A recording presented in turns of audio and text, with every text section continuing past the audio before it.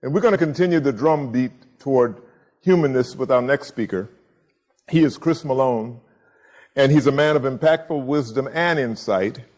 And Chris is co-author of The Human Brand and will tell us what it means scientifically for a brand to be more human. He'll cover the warmth and competence message that's in his book. Ladies and gentlemen, Chris Malone.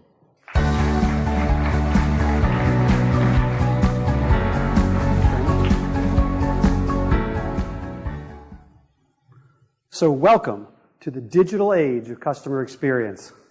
It's pretty amazing, right?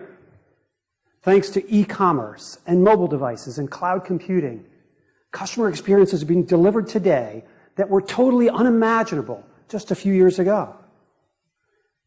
However, despite all of that amazing progress, there's a serious and growing problem. We've got more data than ever before, more access to customers than ever before, more ways to communicate with them than ever before. But loyalty in virtually every industry is actually lower than ever before, and the cost of attracting and keeping customers keeps going up. It's a burning platform issue because the experiences that are being delivered today are actually destroying loyalty rather than inspiring it. So what's the source of this problem and what can we do about it? Well, actually the answer to that question lies deep in our past, because primitive humans, tens of thousands of years ago, in the original game of Survivor, had to learn to make two kinds of decisions very quickly and very accurately with very little information whenever they interacted with another person in order to survive. First, they had to determine what are the intentions of this person towards me. Are they a friend or a foe? Are they going to help me or hurt me, give me something or take something from me? Or said another way, what degree of warmth could they pick up about their intentions? Then, given what they thought their intentions might be, what was their ability to carry out those intentions? Were they strong or weak, fast or slow, foolish or intelligent? Or what degree of competence did they have?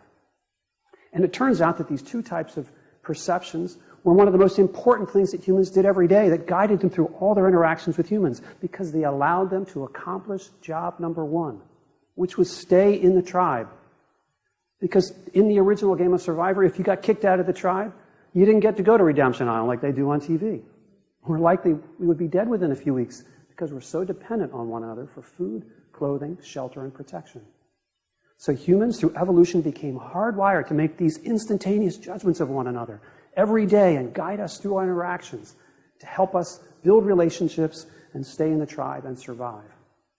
More recently, social psychologists have been able to show that these two types of perceptions actually guide over 80% of our behavior towards one another. Let me explain a little bit more about how it works. You can think of warmth as a whole category of perceptions related to intentions. Things like, is this person honest? Are they trustworthy? Are they acting in my best interest? Are they warm? Are they friendly? Are they approachable? And the list of things you might perceive about someone's intentions could go on and on. Competence is all the things you would expect, right? Is this person knowledgeable? They're resourceful? They're reliable? They're creative? And a list of all their competence could go on. And it turns out that these two types of perceptions actually trigger a predictable pattern of emotions, and it's the emotions that actually cause our behavior. So think for a moment about someone you know who's very warm, friendly, and trustworthy, who's also really competent, capable of what they do. Well, typically this causes us to feel admiration and pride. We are drawn to these people. We become loyal to them. People like Oprah Winfrey and Bill Gates are seen this way.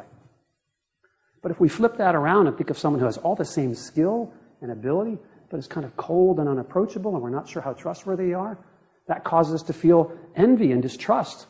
And the behavior that comes from that is grudging cooperation. We kind of go along to get along, but we're not sure we can trust this person. People like Tiger Woods and Tom Brady are actually seen this way. The other side of things, if there's someone who's really warm and friendly and trustworthy, but they're really not very reliable or capable, we feel sympathy and pity. The behavior that comes from this is kind of indifference and neglect. Actually, Paula Abdul and Jessica Simpson are seen this way. But the worst combination of all, of course, is if you're cold and incompetent, that just makes us angry and we want nothing better to do with you. We avoid you at all costs. And it turns out people like Charlie Sheen and Bill Cosby are now seen this way. Shouldn't surprise us, right? So whether we realize it or not, every day we are all passing through these patterns of perception and emotion, and it's guiding through us all our interactions. And so when I first stumbled across this work a few years ago, two important questions came to mind for me. First, if there is this universal way that we are all perceiving and interacting with one another, how come I've never heard of it before? And it turns out that it's only been recognized in academia in the last 10 years, is not well known outside of that. But the second question that occurred to me is, if it's guiding our behavior so strongly, how could it not be influencing how we do business, what we choose to buy, where we choose to work, what we become loyal to? And so I reached out to the world's leading authority on warmth and competence, Dr. Susan Fisk at Princeton University. And I said, hey, I've become a fan of your work, and I have a theory. My theory is that your model may be predictive of what people buy and choose to become loyal to. She said, that's very interesting. Let's check that out. And so we spent the next 3 years conducting research on over 50 companies and brands, asking customers about their experiences and how they perceive them on the basis of warmth and competence. And here's what we found. We're able to plot this in 2 different dimensions, as every good model has. Right on the vertical axis, we have warmth. On the horizontal axis, we have competence. And up in the upper right-hand quadrant, we found lots of well-known nonprofit organizations, household brands, companies like Amazon, Coca-Cola, Johnson & Johnson, and Hershey, that have such a loyal following for such a long time. Down in the lower left-hand quadrant, though, we found lots of large banks, insurance companies, tobacco companies, and oil companies, the companies we hear so much frustration and distrust toward. On the lower right, we found lots of luxury brands like Rolex, Mercedes, and Rolls-Royce.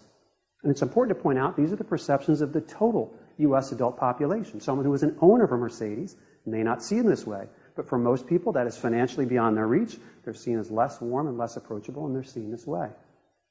We weren't sure if we'd find anything in the upper left-hand quadrant, but it turns out that this is where the Postal Service and Amtrak, all these government entities that are kind of well-intended but not very competent, are seen. And so we saw this same pattern of perceptions, emotion, and behavior towards companies and brands. And so while that was all very interesting, perhaps what was more important and more useful is that when we rolled up all of that data and looked at how it impacted purchase intent and loyalty towards these companies, we found that fully 50% of purchase and loyalty behavior could be explained by 4 basic human perceptions: warm, friendly, competent, and capable. Things we would say about the people before we talked about price, quality, convenience, or any of the experience attributes we spend so much time thinking and focusing on. The basic human side of things was driving our behavior. Whether we have direct contact with the people at that company or not, our brains are wired in such a way that we still need to fill in those gaps. The psychology of how we form trust and loyalty hasn't changed in thousands of years and isn't going to change in our lifetime, and our brain still wants to fill those in. That's not a suggestion that technology is bad, but we need to use it in ways that align with the way we were wired by evolution. Perhaps that explains why, despite we've got more data than ever before, that we've got more loyalty, less loyalty than ever before, perhaps we've been missing half the picture, the half that relies on the human side of what drives our psychology, our trust, and our behavior. Now, we were fortunate to have our work published in the Journal of Consumer Psychology in 2012, and since then, over 280 other peer-reviewed academic papers have been published citing, building on, and validating our work. They found things like the way we perceive logos is the same way we perceive faces, on the basis of warmth and competence. They found things like the information we have about the people at a company or brand physiologically alter the way we experience the taste of food and beverage products. Did a test on bottled water and chocolate, told 2 different stories, and asked people how identical products tasted, and they reported different taste experiences based on information about those people. So it's been really remarkable how this has been extended. In addition to that, over the last 8 years, we've conducted customer experience research on over 160 brands in 80 countries and found an overwhelming degree of confidence between warmth, perceptions, loyalty, and financial results. So it's been really remarkable. And while this data is certainly impressive, there is perhaps no better way to illustrate for you than to share a story about how it works in the real world. This is Teresa Cook. Back in August of 2012, Teresa Cook lay dying in a hospital bed in Nashua, New Hampshire. By her side was her 21-year-old grandson. Teresa was in the final stages of pancreatic cancer, and Brendan was trying to do whatever he could to make his grandmother a little more comfortable in her final days. One of the most devastating things about pancreatic cancer is it wreaks havoc on the digestive system. It takes away the appetite, and causes rapid weight loss at exactly the time the body needs strength to fight the tumors.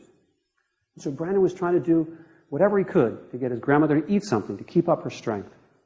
But she was resisting. She said, "This hospital food is awful. I want no part of it." But he persisted and persisted. And eventually she said, "Okay, if you can get me my favorite food, I'll give that a try." He said, "No problem, grandmother. What is it? I'll take care of it for you right away."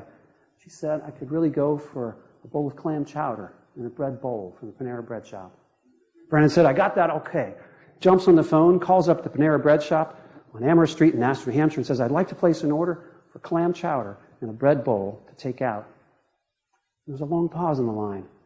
And they said, "I'm sorry, during the summer, we only make clam chowder on Friday. Can you give us a call on Friday?" Brandon said, "No, you don't understand. My grandmother's very sick. If we don't get some food in her, she may not last until Friday." So the manager got on the line, Susan Fortier. And she didn't miss a beat. She said, "No problem at all. You come right over. We'll have the clam chowder ready for you when you get here." And she did have it ready. In addition, she said, "Here's a box of cookies, and there's no charge for any of this. You just let us know how your grandmother's doing. And if you need more clam chowder, we'll be here for you." And he did let her know. Teresa Cook had more clam chowder on that Friday and the following Tuesday. It wasn't until Saturday, August 18th, that Teresa Cook quietly passed away with her family by her side. Clam chowder had sustained her for perhaps another week. It was just a bowl of clam chowder and just another week. But for Brandon and his grandmother, it was literally a matter of life and death, one that they would never forget. And it turns out there are a lot of other people that would never forget either. Because on that first Tuesday, Brandon sent a little thank you note over to the folks at the Panera Bread shop. And he sent that thank you note on his Facebook page. And so what do you imagine happened next? Within a few days, over 800,000 people around the world had liked that post. Nearly 35,000 had posted comments.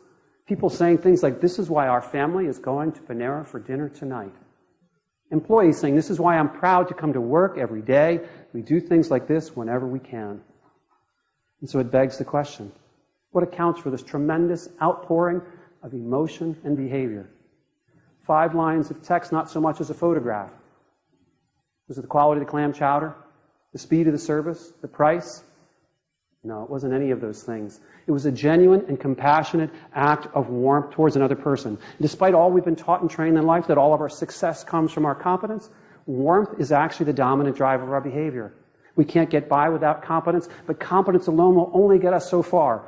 Loyalty and trust and commitment come from warmth. And that's what moved those people and made a lasting difference in the lives of Brandon and his grandmother. So what we can take from stories like this, and frankly all of our research, is that in fact people were the first brands, faces were the first logos, and all the branded trade and commerce we engage in for the last several thousand years is just an adaptation of the way that we were wired by evolution to interact and form trust and relationships with one another. It only makes sense, if you think about it. For most of human history, commerce between people was conducted face to face. That's where we picked up all of that warmth and competence information. And so it has been in the past, so it will be in the future. Customer experiences that inspire and build lasting loyalty will be driven by warmth and competence, turbocharged by digital technology moving forward. And so I challenge you, don't allow your company or your brand or your experience to be just another cold, impersonal transaction. There's a remarkable human brand inside every organization if we will simply embrace it and deliver experiences that align with our warmth and competence expectations. And if we do, not only will we get all the loyalty and growth and financial impact that we're looking for, but even more importantly, you'll be able to make a lasting difference in the lives of your customers. And there's no greater accomplishment than that. Thank you for your attention. I hope this is helpful.